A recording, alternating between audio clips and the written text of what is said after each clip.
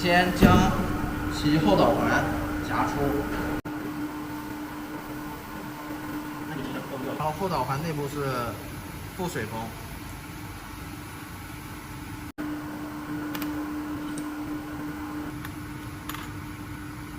然后再将支撑环拿出，主水封3件套，这是主水封的支撑环，这是主水封，这是主水封的压环，全名为主水封3件套，然后拿出。然后这是出水单向阀，10个大的枪头和电枪。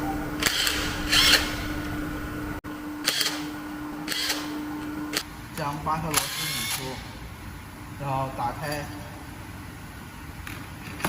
将会看到3个铜的阀塞，然后用钳子或者用螺丝刀，2种方法，用螺丝刀卡住这个位置，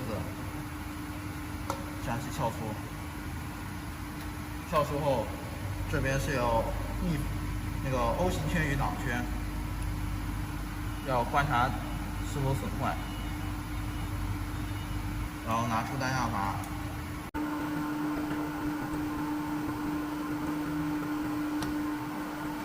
观察它的阀盖，然后内部阀座、O 型圈，还有里面的阀片，完好即可。用12个大的枪头将其螺丝拧出。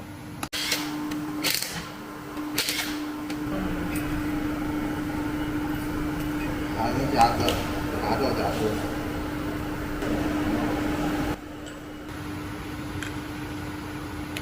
然后里面的单向阀取出。